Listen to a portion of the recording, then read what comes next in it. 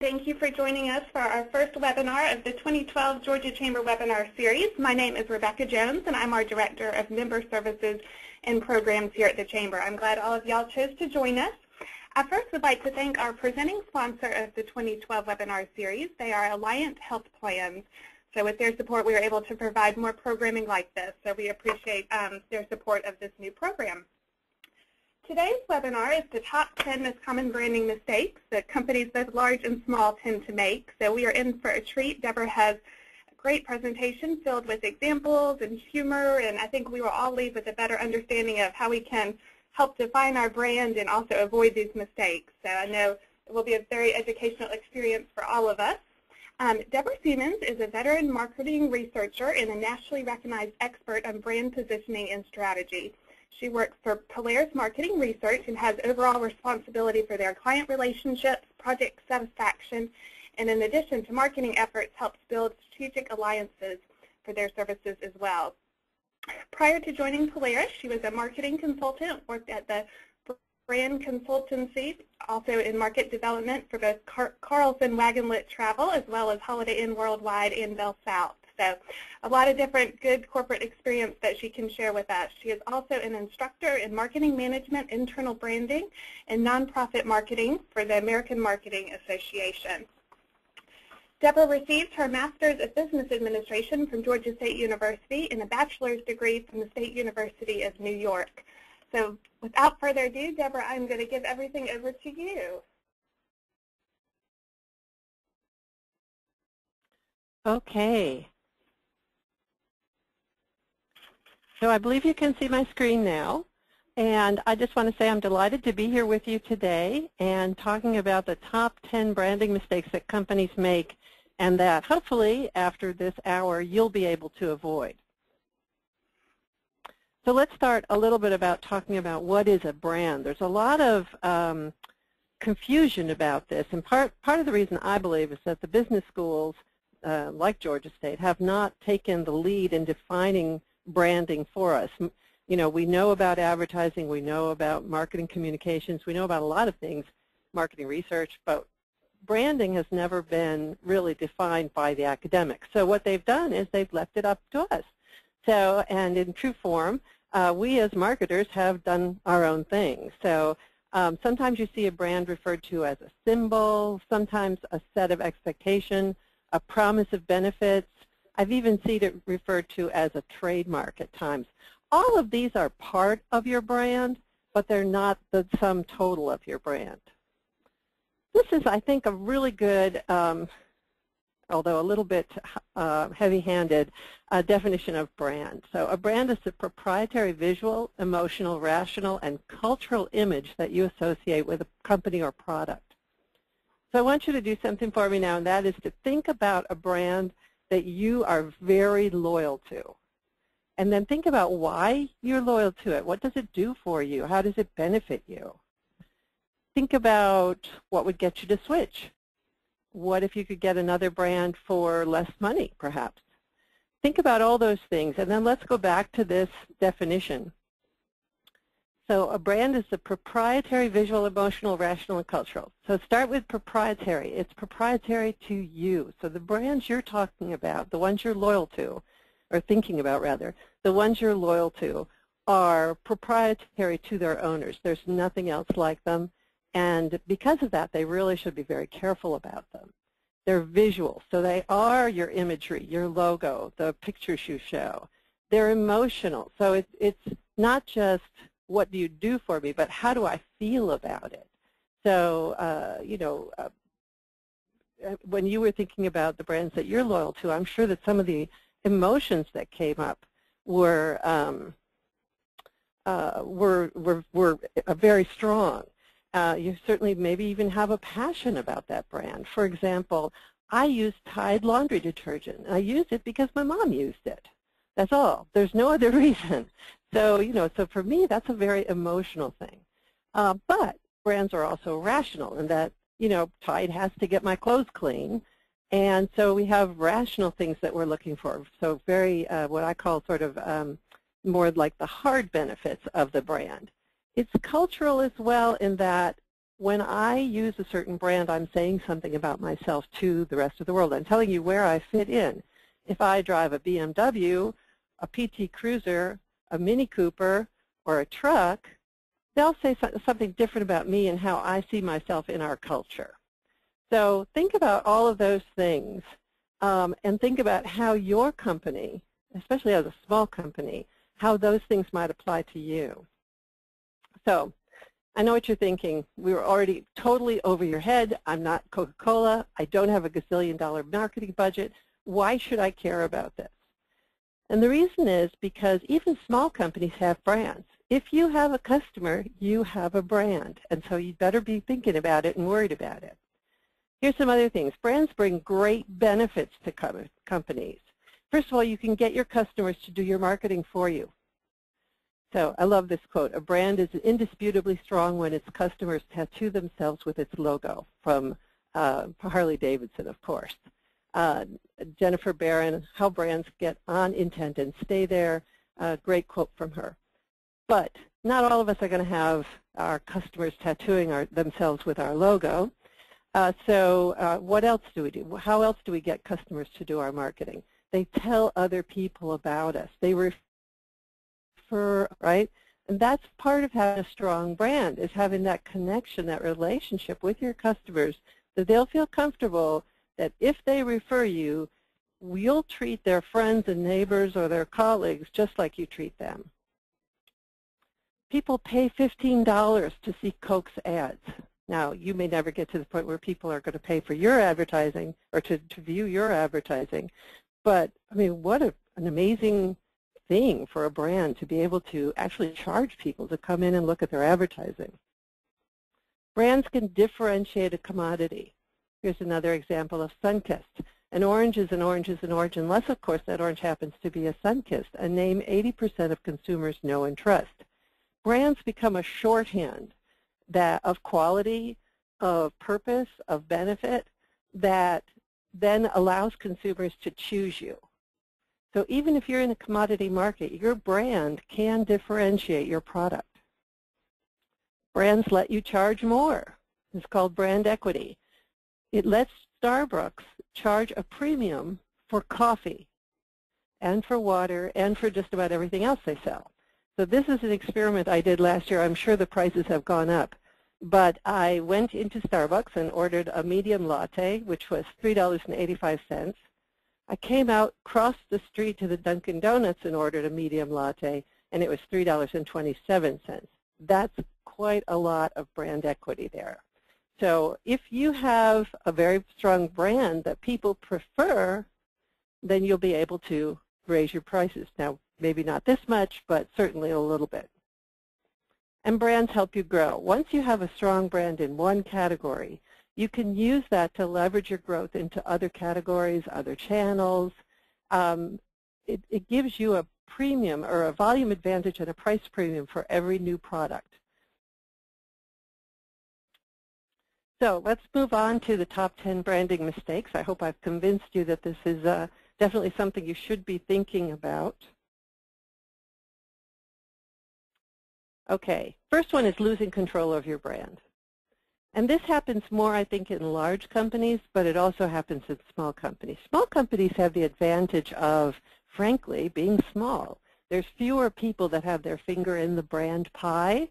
So I think it's a little bit easier for you guys to keep control of your brand.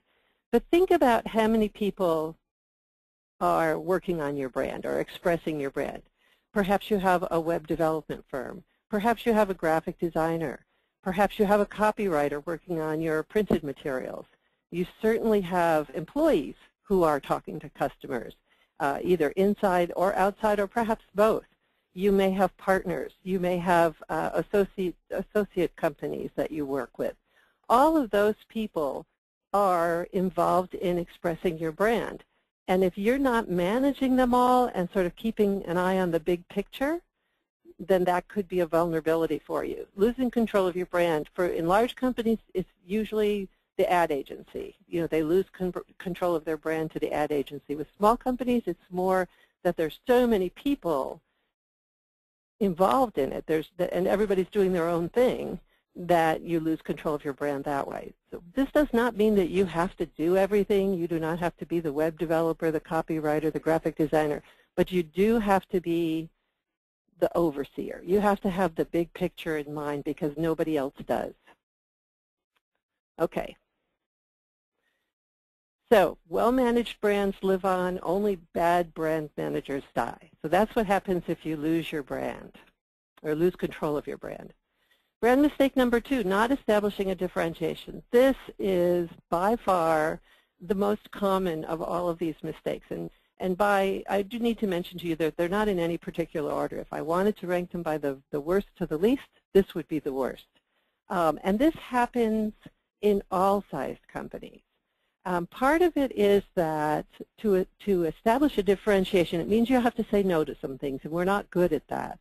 So if I'm going to be known as the company that does X best, then that means I can't be the company that does Y best.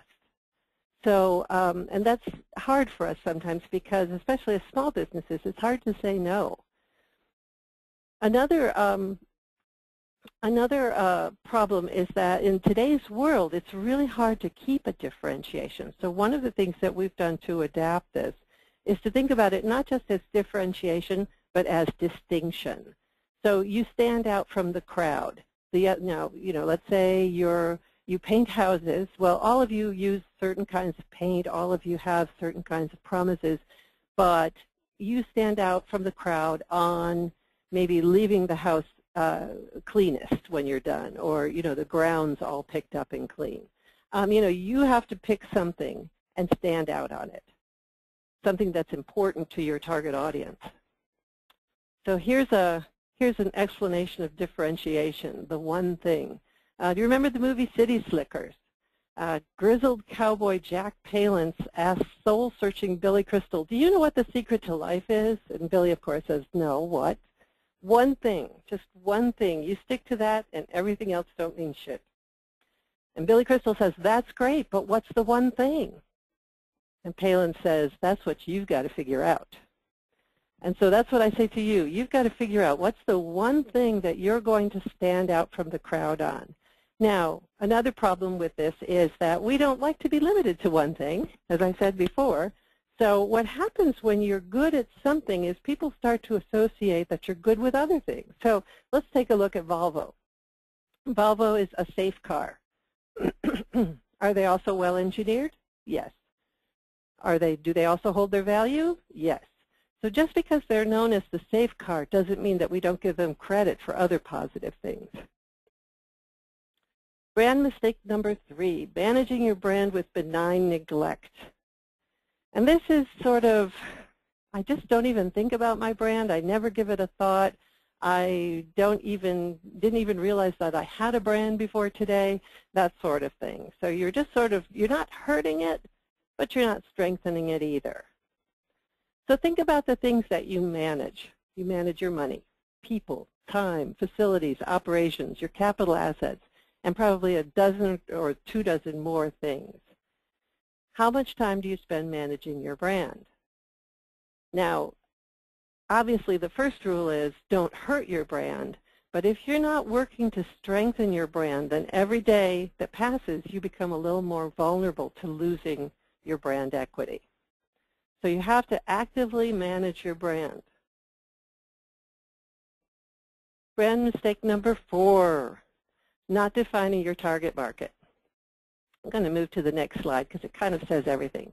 A brand that is all things for all people ends up being nothing for anyone. You have to have a target audience. Now, what is the target audience? The target audience is simply the audience that you're going to target your communications to. So does that mean that if I'm targeting my product to college-age women, does that mean that I don't let college-age men in the door? No, of course not. It just means that I'm going to use messaging, imagery, and channels that are really focused on college-age women. I had a client once that was a grocery store. It was kind of a high-end grocery store. And so we told them that they should go after college-educated mothers because they were the most likely to shop there. And so the owner, who is a kind of an older gentleman, got very upset, very upset. And we couldn't understand why he was so upset about college-educated moms. And it turned out that I think he really thought we were advocating putting a sign in the front door that said, you know, no men allowed. That's not the case. It just helps you target and focus the money you're spending on communication. That's what your target audience is all about. So brand mistake number 5, not aligning what you promise with what you deliver. And this happens a lot with companies of all sizes. Every time you make a promise that you don't deliver on, you erode your brand. And most brands can't stand very much erosion before they're pretty much used up. So that is definitely one thing.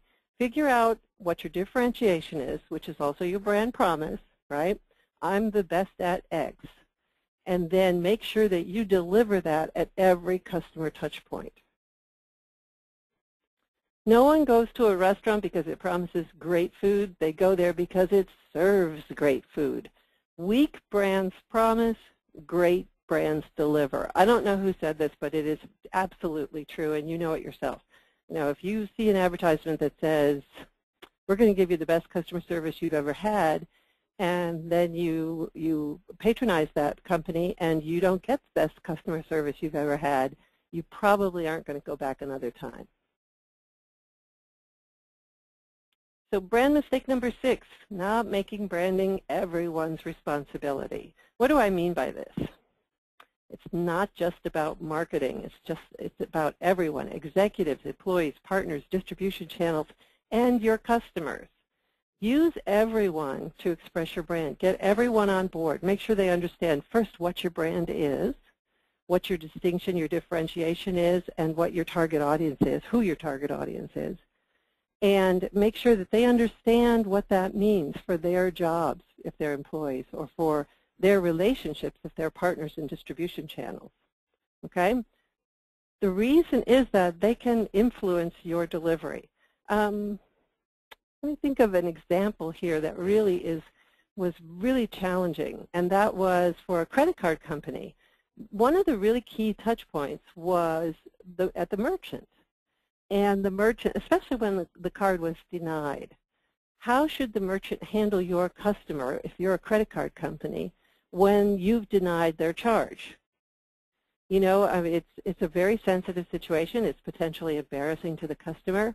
So, you know, the problem is that, you know, you don't own that channel. You don't own the person, the clerk in the restaurant or the retail place or whatever, who's doing the denying or who's communicating the denying. So, you know, thinking about that and managing that situation as much as possible could be a real brand touch point that could then be turned into a positive.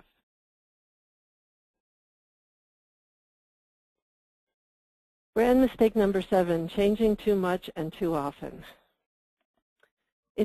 It's true that we get bored and tired of the stuff we're doing much sooner than the marketplace does.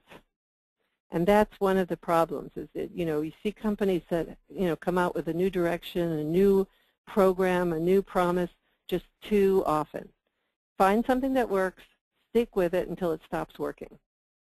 It'll save you a lot of money, and it will be much more effective because, you know, people will have a chance to learn about it, learn to like it, and get used to it. So changing too much and too often is a real problem for a lot of companies. And I have seen many, many companies change their direction, their positioning, their imagery just too often so that nothing ever sticks. Longevity builds brands. How long have the Chick-fil-A cows been around? I don't even know. And I'm sure the people at Chick-fil-A in the marketing department are getting kind of tired of those old cows. But they would be terribly foolish not to stick with them because they work. And the public isn't getting to them. I'm sure they're doing research to find out whether the public's getting tired of them yet. But until the public gets tired of them, they will stick with those cows. Nike is another one. you know, how long have they been using this symbol? I think since the 70s, perhaps, a long time. And yet it works. It says Nike. You don't even need the word. McDonald's, right? Ronald McDonald promises your kids a fun time while they're at McDonald's. What could be better than that? And Tiffany's Blue Box. How long have they been doing that? It's gotten to the point where they even use the blue box as jewelry. You can buy a charm for your charm bracelet. You can buy a pin that looks like the blue box. So this has really taken off for them, obviously. Something I want to talk about, though, is a lot of these are symbols, right? You eat more chicken with the cow. You see the cow, you think Chick-fil-A. They don't have to say Chick-fil-A. So you see the blue box, you think Tiffany's, or your wife does if you don't. So, you know, you see the swoosh, you think Nike. So symbols are a really great way to express your brand without using your brand name. And what does that do for you? It gives you flexibility in the imagery that you use and in your communications. And it can save you money, too, depending on how long your name is and how well it communicates. But it does take time. You just can't come out with a swoosh tomorrow and say, okay, this is our swoosh. Now everybody knows who we are. No, they're going to think you're Nike. And Nike's probably going to think you're Nike, you're copying Nike. So you probably don't want to do that. But developing a symbol that stands for your company over time is a great thing to do. But it does take a lot of consistency and time because people, you know, much as they love you, you're not top of mind to them. And it's going to take them a while to learn that symbol so you don't have to use your brand name all the time. Brand mistake number 8, over-branding. So what do I mean by over-branding? And that happens more in larger companies, but it happens in small companies as well. I've seen it where everything's branded. Everything is a name. Everything has a logo. Everything's branded. And, you know, the bottom line is every time you create a brand, it costs you money.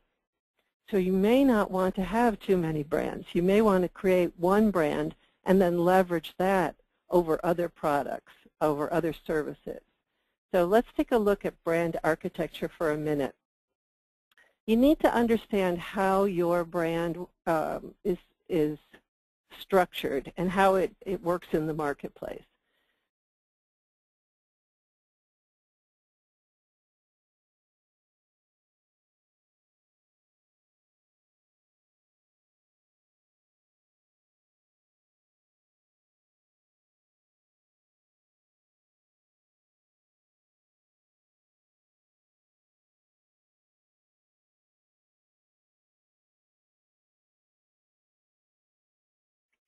Deborah?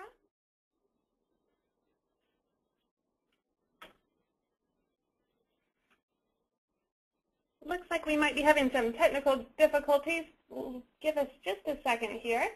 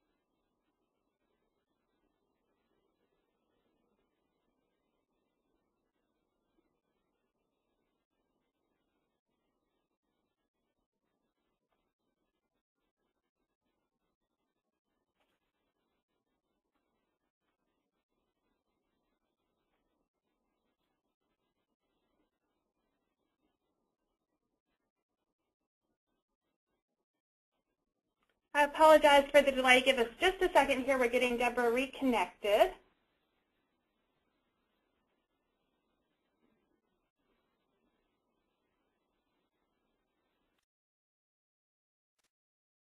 But now we're back. That's good. So your brand architecture. We talked over branding. I'm not sure exactly where you lost audio, but the problem with over branding is that every time you create a brand, it costs you money. So you want to be very careful when you're introducing new products, have as much as possible, and to not constantly create new brands. What we have entering it. So this is a basic brand architecture schema that's pretty commonly used in marketing. The branded house is the brand where basically everything's built off one brand. So when you think of GE and you realize that they have GE locomotives, GE, et cetera, all branded under GE, that's a branded house.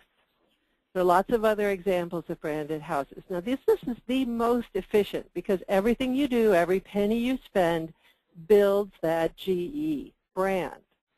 Then we have sub-brands, which are also still associated with the main brand, endorsed brands, which are still associated but less so, and then finally house of brands where there's absolutely no relationship at all. You decide how to brand is what your target audience, product or service to the same target audience that you've always addressed, then you might not need a new brand. You might be able to leverage your old brand.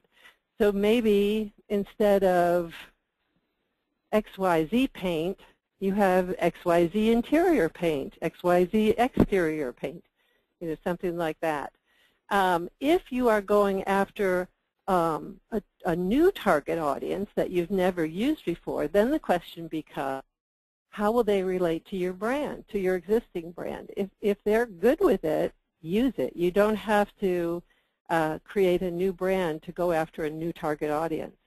Now, if your brand is old and stodgy and traditional, not stodgy, old, traditional, staid, that kind of conservative, all those words, it's sort of a more, it's not a hip brand, and you're going after a hip new target audience, then you're probably going to need a new brand. And sometimes we go so far as to never, ever, ever let the audience know that we're supporting that brand. There's McDonald's owns a lot of nice mid-scale restaurants that you might be surprised to learn are McDonald's. They're not McDonald's, of course. They're a different brand, but they're owned by McDonald's. So, that happens a lot. And sometimes you can leverage your brand, and sometimes it's better not to. But it's the decision that you should make very thoughtfully and not just for, not just because you're bored or because somebody likes this name. I was in a company once where we gave products in development, we gave them code names. And I was working on one called Cracker Jack, and this was a technology product. And the team really got quite fond of that name. And unfortunately, Cracker Jack is very strongly, first of all, it's owned by somebody else, which was a big problem, but it's also very strongly associated with a surprise in every box, which for a technology product probably would not have been a good idea. So, just because they love that name wasn't a reason to use it as the product name. In fact, we came out with a sub-brand that leveraged one of our existing brands. So mistake number 9, not taking the customer's perspective. This is sort of one of my pet peeves, and it's pretty common as well. Your brand resides in the head of your customer, in the mind of your customer, and hopefully in the heart of your customer as well. And so you need to understand what they're thinking and what they're thinking about your brand. It doesn't really matter what you think, what your wife thinks, what your CFO thinks. It only matters what your customers think. and your prospective customers too, of course. So that is really critical. Here's another quote from Harley Davidson. The more you engage with customers, the clearer things become and the easier it is to determine what you should be doing. When you talk to your customers, a lot of your preconceived notions go away. I had a wonderful experience with a home builder up in Maryland, and we did research for them, and we came back and we said, this is what your customers think. And the CEO started laughing, and I was kind of taken aback because I didn't think it was really that funny. But he said, we've been fighting over that for 6 years. He said, we almost came to blows at a Christmas party once because we disagreed about that so vociferously. And he said, you know, we should have done this research 6 years ago. It would have saved us a lot of time arguing about stuff. And that's really the key. You know, you need to understand what your customer thinks. They're the only ones that really matter. And nowadays, with the tools that we have available, it's pretty easy to do marketing research at a very reasonable price. So there's really no excuse not to ask your customers what they think. Brand mistake number 10, stepping outside your brand space. So let me first define what I mean by brand space. And that is sort of the sphere of influence that your brand can occupy. All brands have a range of opportunities, of potential that they can live in. And when you step outside that, you're violating your brand space, and that's where you get into trouble.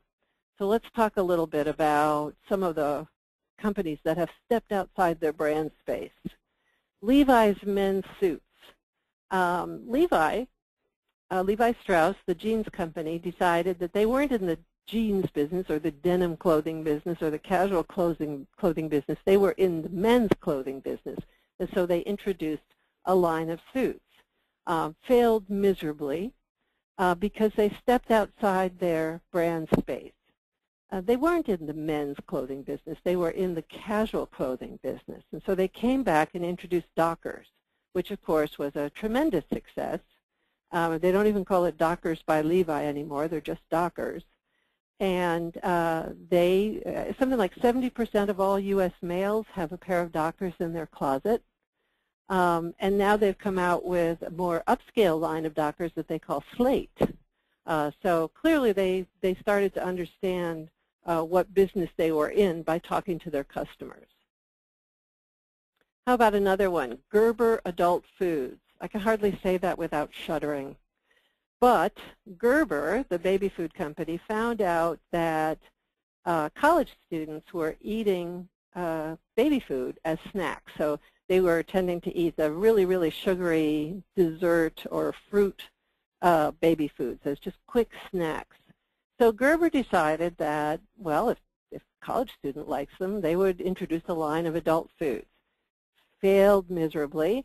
Gerber cannot be used with a target audience of anyone over 3.